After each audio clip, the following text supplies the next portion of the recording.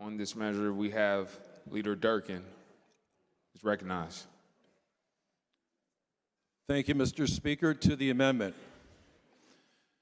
It's really unfortunate that we are here today to take up this issue.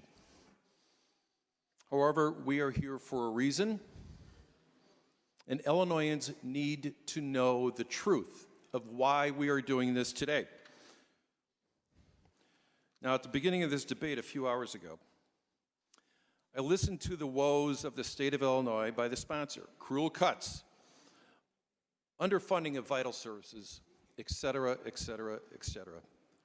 And if you listen to the sponsor's statements, it would lead one to believe that the Republicans may have led this chamber for these decades, or for a great number of them.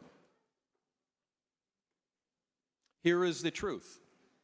The Illinois House of Representatives has been run by the Democrat Party of Illinois and Speaker Madigan for 34 years. Those woes, those troubles, those painful cuts, those were decisions made by the majority party. That's the truth. So here's my advice to the House Democrats today. Take responsibility for this mess before you ask more of its citizens. Let's make no mistake, today's vote is the end result of the Illinois Democrats' historical, reckless, irresponsible budgeting and spending. However, it is also clear today that today's vote is a fait accompli. It's a foregone conclusion. Now, I will tell you this, I am secure with my vote today. But I honestly believe that many of you on the other side of the aisle can't say the same. You know, I know how this bill went down. I know how this amendment went down. And please, don't think there wasn't any horse trading to get these votes. I know better, you know better, we know better. Now, I have one last statement to make, and it is not meant for anyone in this chamber. It's meant for the Illinois citizens. And this should be the constitutional question that should be on the ballot before this one is posed. It's very simple. Based on their past practices, can you trust the Illinois House Democrats and Democrat Party of Illinois with spending more of your money to solve its budget problems?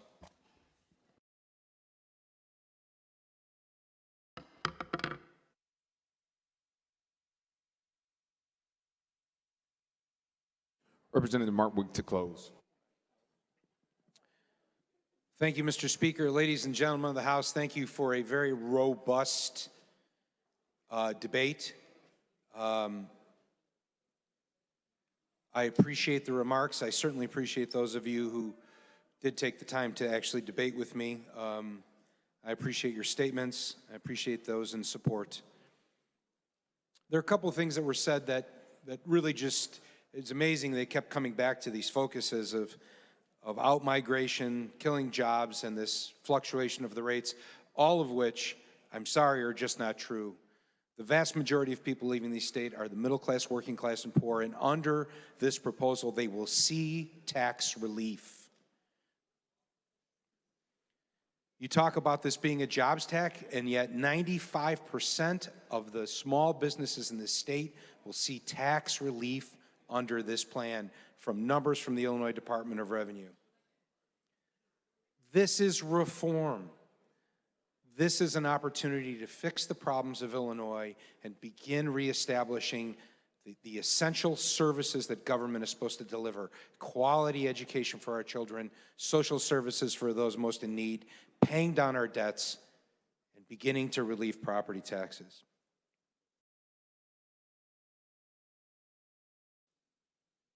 Now, before we proceed to the vote, I want to thank some people that have been working on this bill. There have been people, activists, who've worked on this bill for over a decade, trying to create a system that puts us in fiscal responsibility while allowing us to live up to our responsibilities. Many people, and you heard from them today, have been advocating for this issue for years, and I thank you for your comments. But I want to thank Governor Pritzker for his advocacy. He started his campaign with a commitment to this, and he never once wavered that this was something that he was going to push as a cornerstone of his administration. And he won an election by astounding numbers, and he never wavered. He pushed for this amendment, and it's been his support that has been able to help us get this to the point where we can now turn this over to the voters and let them decide if this is the reform that Illinois should have. I believe it is.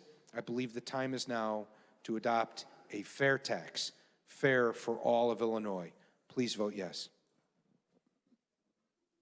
Members, Representative Backnett has requested a verification. All members will be in their chairs and vote their own switch. The question is, shall Senate Joint Resolution Constitutional Amendment Number 1 pass? All those in favor, vote aye. All opposed, vote nay. The voting is open.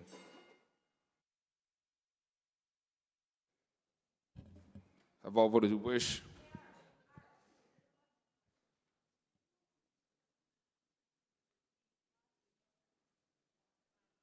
Have all voted who wish? Have all voted who wish? Mr. Clerk, please take the record. On this measure, there are 73 voting in favor, 44 voting opposed, and 0 voting present. Mr. Clerk, please read the names of those voting in the affirmative.